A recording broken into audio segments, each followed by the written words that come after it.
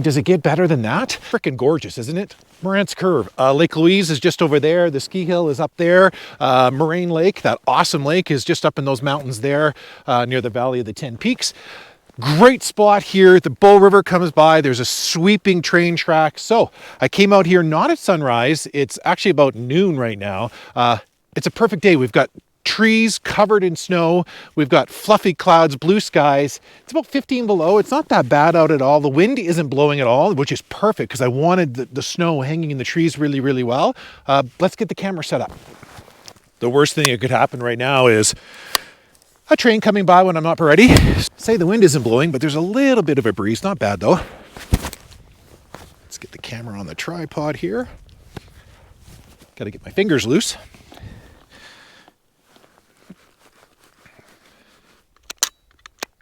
With gloves, it's hard to get the lens cap off. This is just the wide open postcard shot. Like I said, the sky being blue with the fluffy clouds, the perfect snow. One thing we have to do is, I've got a polarizer on. I just have to dial in that polarizer. So let's get that set up. I don't need the lens hood on today. I'm going to take it off because there's no glare at all like that. So we'll just dial in that polarizer. So the blue is nice and blue, right about there. We're gonna go 100 for the ISO. So let's dial that in, get it a little set up a little better. Shutter speed, I don't really know yet. I wanna have a faster shutter speed because of the train going through. I wanna have it froze. So let's go with, let's go about 200th of a second. I'm gonna go F8, and I've changed my mind seeing how dark that this is.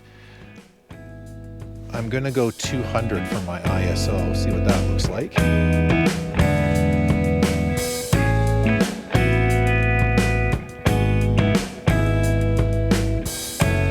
Little tip for you when it's cold out and you're out taking photos, inside pocket, store your camera batteries in your inside pocket. And that way they'll always be warm. You're gonna lose battery life pretty quickly, as I can't get the bottom of my camera open. Battery life won't last very long in this cold weather. So your body temperature will keep the batteries warm. Just stick them in that inside pocket. Simple little thing to do. You'll find even a battery that's, going dead, once you warm it up, it's not as dead as it actually is, and you'll get some more shots out of it. So now that I'm all set up and I've been waiting a little bit, I've decided to change the settings on the back of the camera. I'm going to be 1/200th of a second, f6.3, ISO's 200. It is cloudy, so my shutter speed can't be too fast at ISO 100. Otherwise, it's going to be too dark of an image. And also, when you do a picture in the snow, you want to overexpose just a little bit. The snow is so bright and vibrant. Your camera, when it's in auto, is going to want to dim that picture down to make it what it thinks is a properly exposed picture. A lot of times when you take pictures in the snow, they come out underexposed. So I'm in manual right now. And like I said, I'm at ISO 200, f6.3, shutter speed is 200th of a second. And I'm overexposing just a little tiny bit to make sure that white is nice and poppy. It's still gorgeous. I can't get over how beautiful it is out here. Now, there's not much high-tech technical photography insight I can give you for this shot. The big thing is taking the 2 hours and 15, 2 hours and 20 minutes to drive out here in the winter and get the shot. It's kind of frustrating for Morant's Curve because sometimes you can get here and the train comes by, but sometimes you just have to sit and wait. And you're in the middle of nowhere, but it's so beautiful.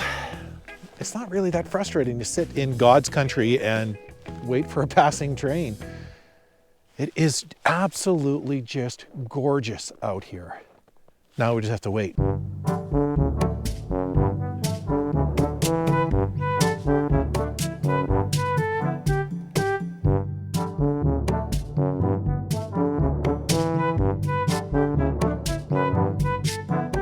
I'm kind of getting cold.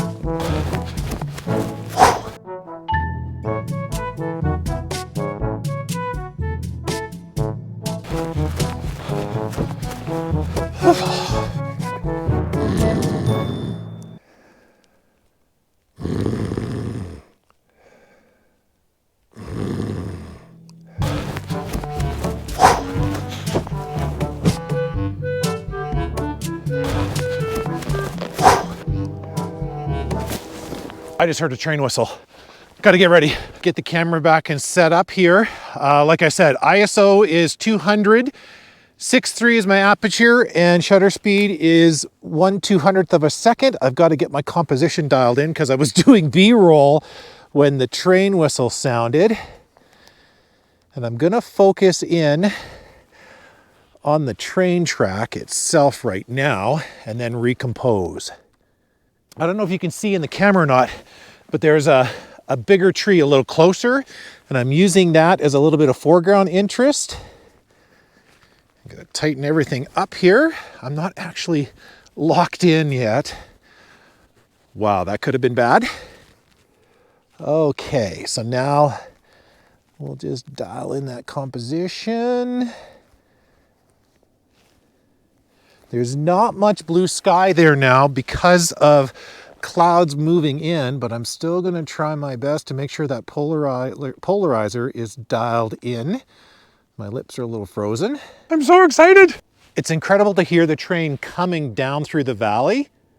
I can now hear actually not just the whistle of the train, but the actual train. There it is coming around the corner. I'm gonna actually stop talking so you guys can actually just take this in.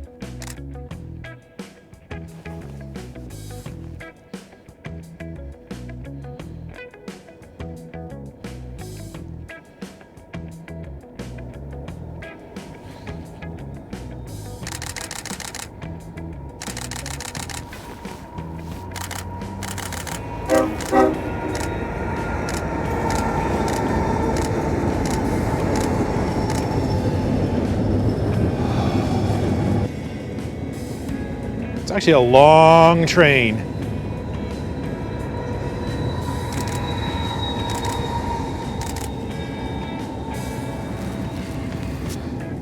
What a beautiful sight. Isn't that just amazing?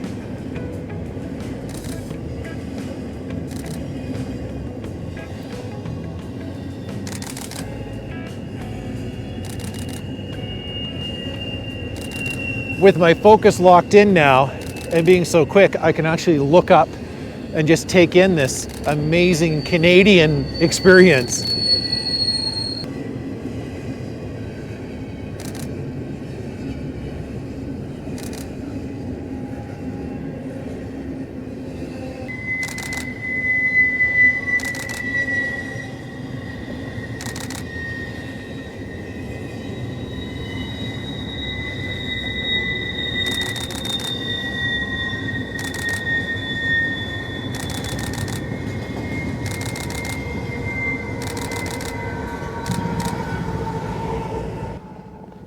I mean, come on.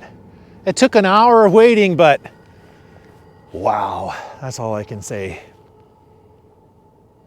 Wow. I'm thinking that I should have come in a little closer to the train tracks on my composition there.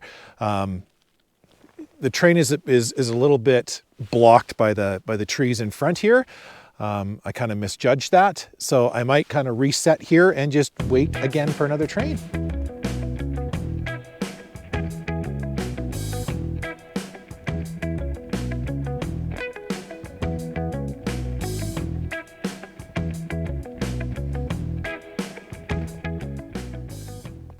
In fact, that's what I've done. Let's try this again. We'll wait for another train to come by.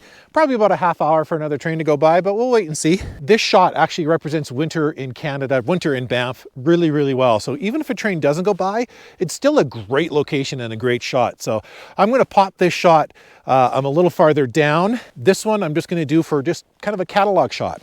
Maybe even a December shot for the calendar. Found a new composition. We're gonna go vertical for this shot. I don't know if you can see in the camera or not, but there's some sweeping trees that are just kind of leaning over the river. So that caught my eye. And in a vertical composition, I think it might be a pretty nice shot. We're still rocking that ISO 100. F8 is my aperture, and I'm gonna go with a 1/25th of a second. I'm including the mountains up top. I'm gonna just drop down a little bit to include a little bit more foreground trees. And we will 2-second timer it, focus in, and pop the shot. I like that a lot. Good. Gonna drop it down a little more because there's not much happening in that sky. The clouds have rolled in. There's not a lot of blue little patches there at all, even though the sun is punched through over here. Over here we're cloudy. It would be really nice to get some contrasting light on those mountains for this shot, but we'll just wait and see here. It's not a great time of day to be shooting right now, but with the light being the way it is today, I'm just gonna pop a few shots. And one more here. Focused, locked. That's nice, I like that.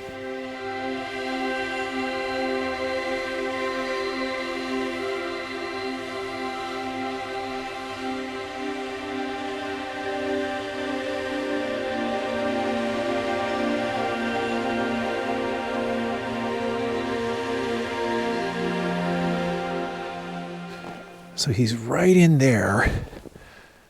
Don't know if you can see it on the GoPro, but he's right there.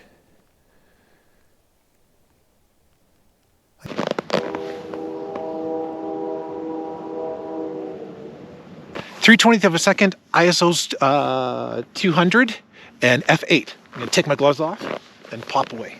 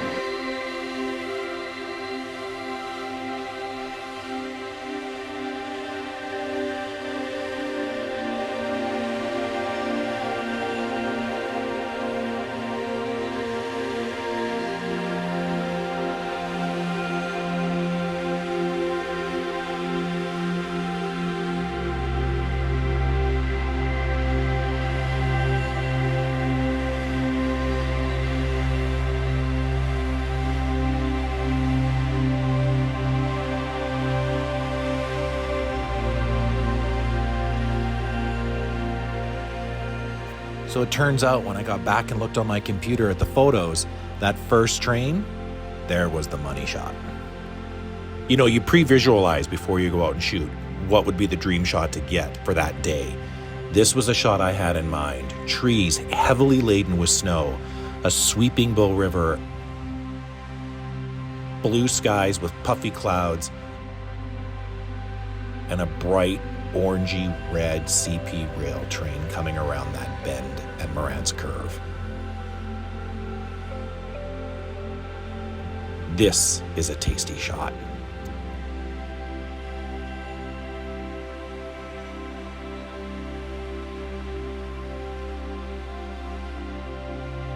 Wow, that's all I can say.